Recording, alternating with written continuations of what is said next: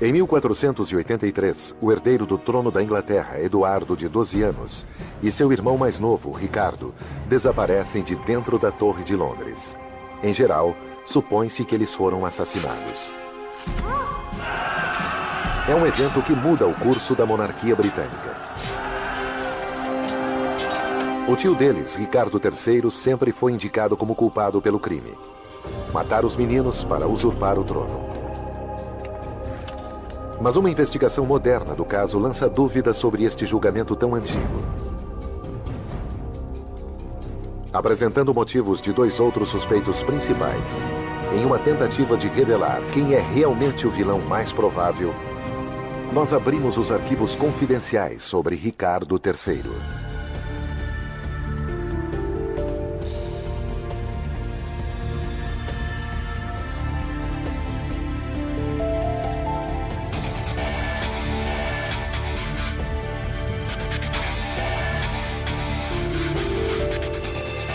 Arquivos Confidenciais.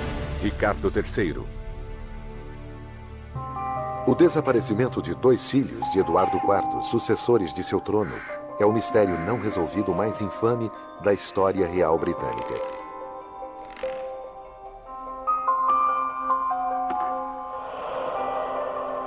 Desde sua morte, o rei Ricardo III tem sido acusado de seus assassinatos e difamado pelos monarcas que o sucederam. Até William Shakespeare imortaliza Ricardo como um usurpador deformado, apoderando-se da coroa da Inglaterra em meio a um mar de sangue, incluindo o de seus sobrinhos.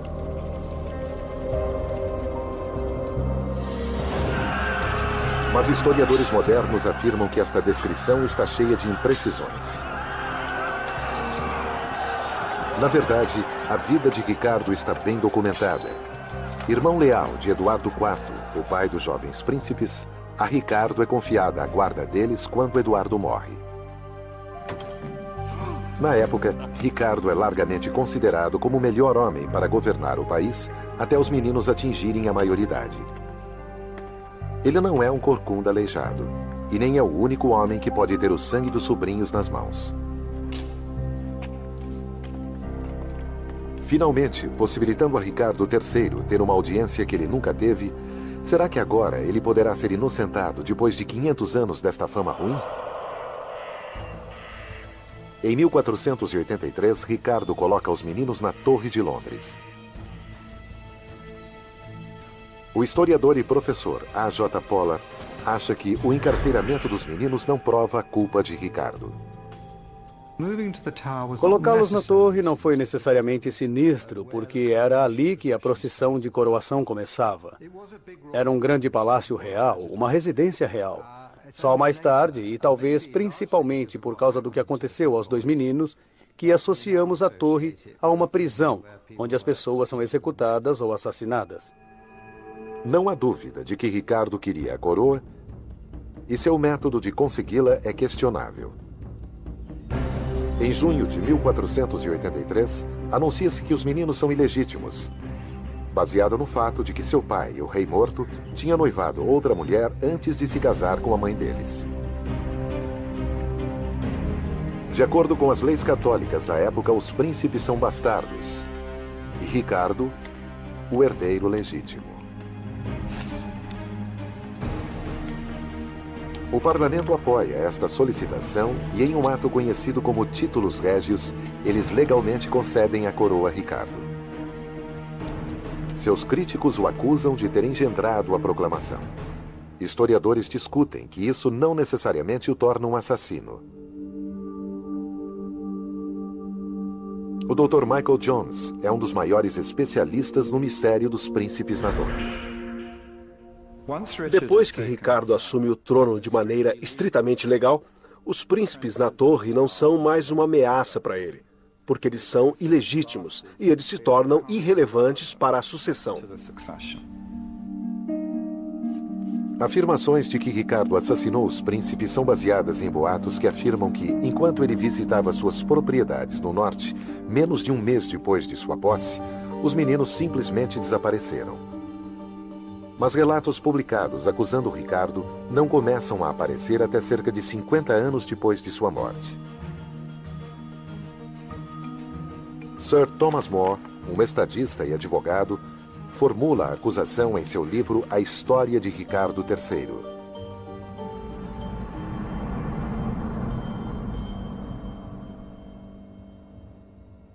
Linda Pigeon é especialista em história real britânica. Ela estuda a crônica de More a fundo. Thomas More cria uma história elaborada sobre Ricardo querer que os príncipes fossem mortos e alguém diz: bem, conheço a pessoa que poderá ajudar você. O assassino em potencial é Sir James Tyrrell, o criado de confiança de Ricardo. Segundo Thomas More, Tyrrell e 2 de seus ajudantes assassinam os filhos de Eduardo enquanto eles dormem. Este é o enredo que Shakespeare copia mais tarde.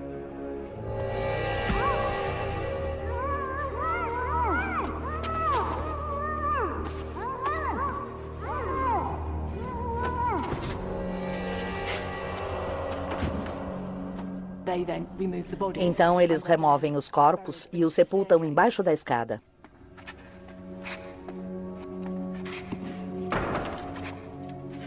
A história de More condena Ricardo.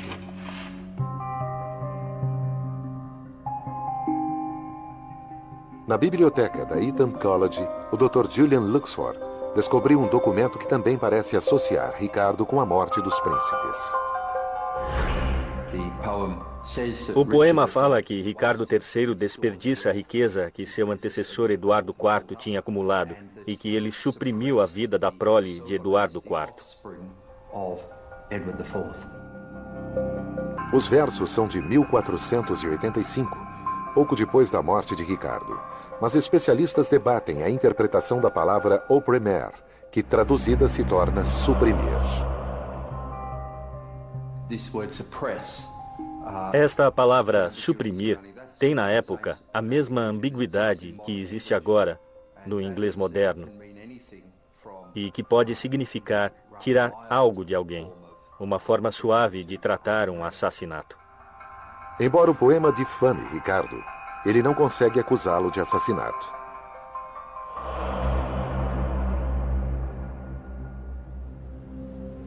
Uma outra pista em defesa de Ricardo III em relação aos assassinatos reais vem de uma descoberta fortuita feita dentro da Torre de Londres.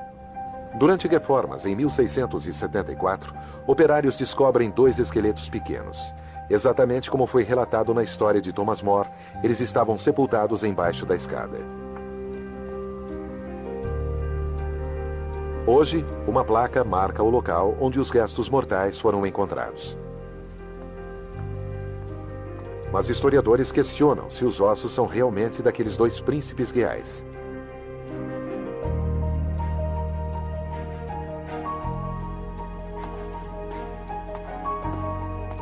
Para começar, Linda Pigeon acha que a localização de More é essencialmente falha. Escavar uma escada de pedra exigiria vários homens trabalhando várias semanas. Não é algo que se faça em uma noite e não na profundidade que estamos falando também. E mais importante, não existe prova conclusiva sobre a quem esses ossos realmente pertencem. Não temos certeza sobre o sexo das crianças. Não conseguimos determinar a idade com exatidão, como é necessário. E ainda está em aberto se são de fato os príncipes ou não.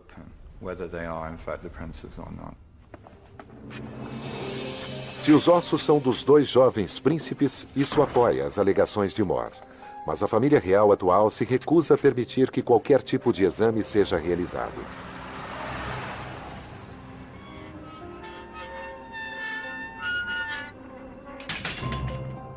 Um trabalho em andamento tenta identificar os esqueletos. Mas até que se estabeleçam ligações entre os corpos e Ricardo III, existe apenas a especulação que o conecta às mortes dos príncipes. Apesar dos séculos de recriminação, o caso contra Ricardo é surpreendentemente fraco. Investigações mais extensas revelam outros possíveis culpados. O primeiro homem merecedor de um exame mais detalhado é o Duque de Buckingham. Peter O'Donoghue é o curador de alguns dos manuscritos mais preciosos da Inglaterra. Tenho aqui um anuário escrito pelo que imaginamos ser um comerciante de Londres, um cidadão londrino, ano a ano, com registros feitos todos os anos. Entre 1482 e 1483 é dito: este ano os filhos do rei Eduardo IV foram assassinados na Torre de Londres por ordem do imoral Duque de Buckingham. Este documento é um dos poucos relatos sobreviventes do que aparentemente acontece no ano em que os príncipes desaparecem. Ele culpa Buckingham claramente. Este é o relato mais antigo que temos sobre o que os cidadãos de Londres estavam dizendo. Quando Ricardo assume o trono, Buckingham se aproxima e se torna o segundo homem mais poderoso do país. Ele é uma das poucas pessoas com acesso aos príncipes. Bert Fields é advogado e historiador e vem investigando todos os suspeitos no caso.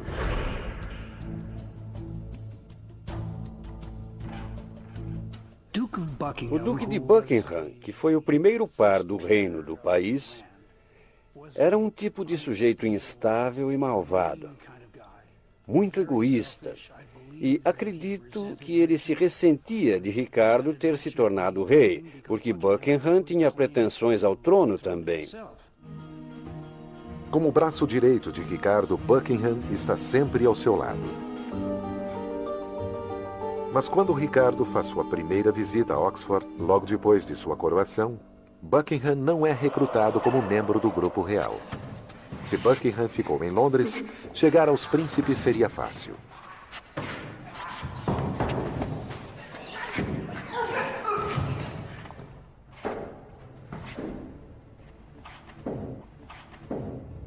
Com os meninos fora do caminho, Buckingham dá um passo grande em direção ao trono.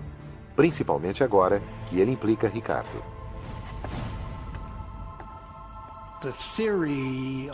A teoria da culpa de Buckingham seria: ele mata os príncipes, põe a culpa em Ricardo para destruí-lo, por ser um assassino. Acho que é uma possibilidade muito realista, dada a personalidade neurótica e instável de Buckingham.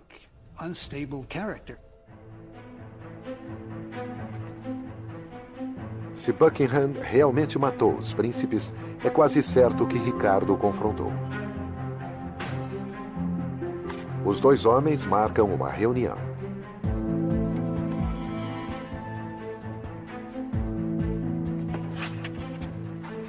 O que é dito é um mistério. Mas logo depois, Buckingham toma uma atitude. Ele trai o rei. Eu suspeito que ele estava tramando ficar com o trono para si. Para Buckingham conseguir depor Ricardo, ele precisa de apoio. Ele se volta então para um homem que os especialistas acreditam ser o outro possível suspeito do assassinato dos príncipes na torre, Henrique Tudor, que mais tarde se tornaria o rei Henrique VII. Henrique tinha uma chance muito remota de assumir o trono. No meu ponto de vista, era uma chance quase nula. Henrique descendia de uma linhagem feminina que tinha sido barrada na sucessão. Ele tinha pouquíssima chance, mas tinha muito poder. Henrique pertence a uma das famílias mais influentes da Inglaterra e consegue recrutar um exército rapidamente. Seu próprio desejo pela coroa é o motivo pelo qual ele patrocina a rebelião de Buckingham. A insurreição não tem êxito. Ricardo ordena a execução de Buckingham.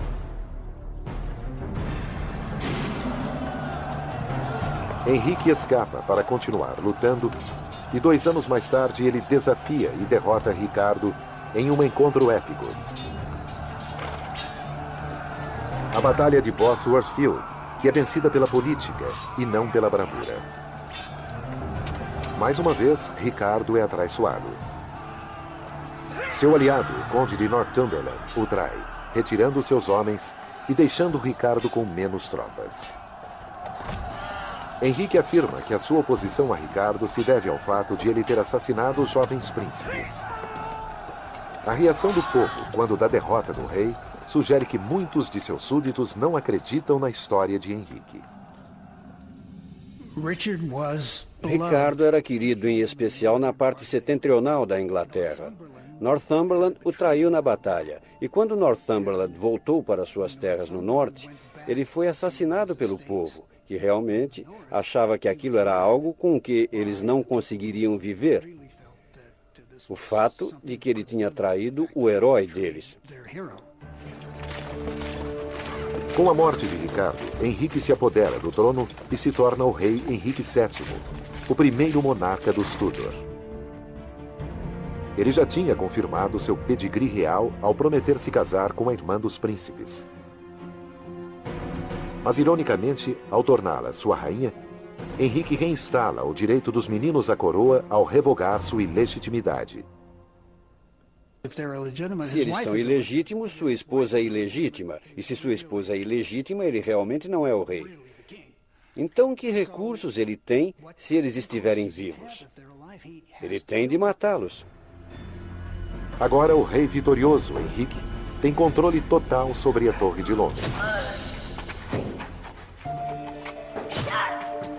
Seus homens não teriam problemas para eliminar 2 adolescentes.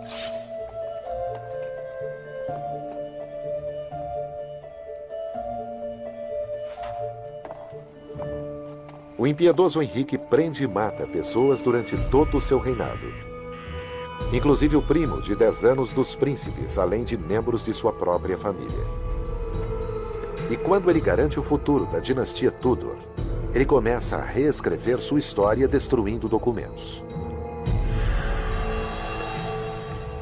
A primeira coisa que acontece é a supressão do títulos régios. O Titulus Regius é um ato parlamentar que detalha a ilegitimidade dos 2 jovens príncipes e estabelece o direito de Ricardo à coroa.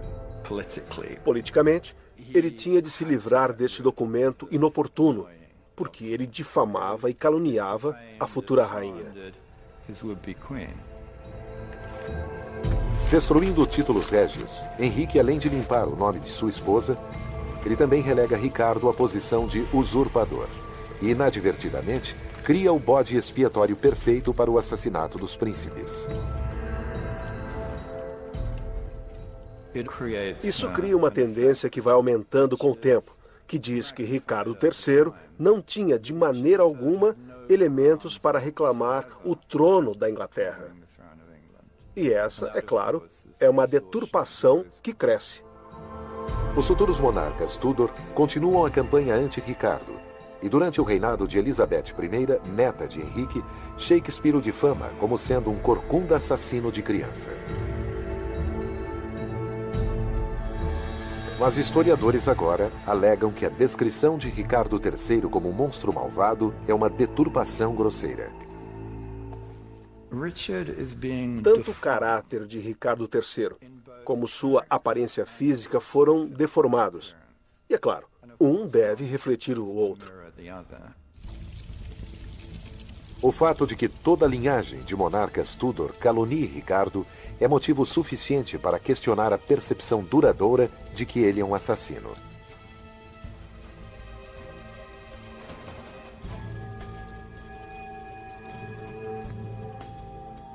Apesar das afirmações dos Tudors, não existe prova de que Ricardo tivesse matado os meninos.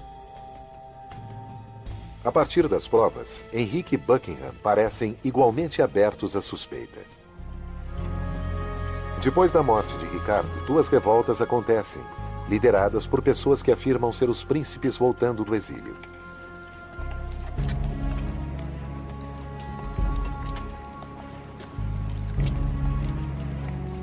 A primeira é conhecida como a Rebelião de Lambersimel. Surgem boatos de que os príncipes voltaram. Quando Henrique consegue reprimir a revolta, não há sinal dos meninos. Mas a segunda invasão, 8 anos mais tarde, abala o âmago da monarquia Tudor. Por volta de 1490, temos o surgimento de alguém na corte de Burgundy, que afirma ser o príncipe mais jovem na torre, Ricardo, Duque de York. Henrique denuncia este homem como sendo um plebeu chamado Perkin Warbeck, e não o príncipe Ricardo. Porém, muitos não acreditam nele. Esse impostor, se é que é impostor, e esta série de tramas e revoltas são fatos verdadeiros. Perkin Warbeck, ou quem quer que seja, atrai um elenco importante de defensores. Margaret, irmã de Ricardo III, Carlos VIII da França, o rei da Escócia e o santo imperador romano todos se juntam em seu favor. E então surge o apoio em casa, o mais preocupante para Henrique VII. Seu próprio camareiro, Sir William Stanley. Stanley comenta que se Warbeck é o príncipe Ricardo, ele se aliará a ele. Essas palavras são suficientes para afastar Sir William Stanley. Aquilo está perigosamente perto de casa. A causa Warbeck cria problemas enormes para Henrique. Mas em 1497, enquanto prepara uma invasão a Cornualha, na costa meridional da Inglaterra, ele é capturado e levado para a torre. Ele acaba confessando que não é um dos príncipes.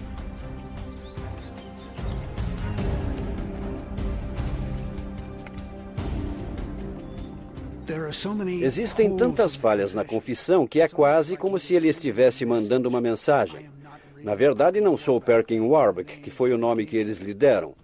Eu acho que ele estava dizendo, eu sou o jovem príncipe. O que é certo é que Henrique tortura e executa seu prisioneiro. E com a sua morte, as invasões cessam. Acho que temos de levar a sério o fato de que Perkin Warbeck pode realmente ter sido quem ele se dizia ser, ou seja, o mais jovem dos dois príncipes da torre, Ricardo, Duque de York, o requerente legítimo do trono e, portanto, rei Ricardo IV da Inglaterra. Muitas pessoas foram acusadas do assassinato real dos príncipes. O mais difamado, Ricardo III, foi declarado culpado sem julgamento. Mas Henrique Tudor e o traiçoeiro Duque de Buckingham são igualmente prováveis responsáveis. A menos que novas provas surjam, não há como saber quem matou os meninos.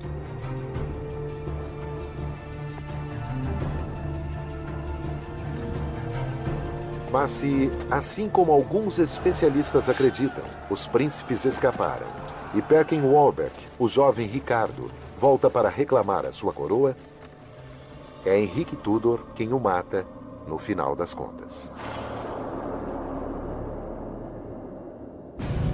Versão Marshmallow São Paulo.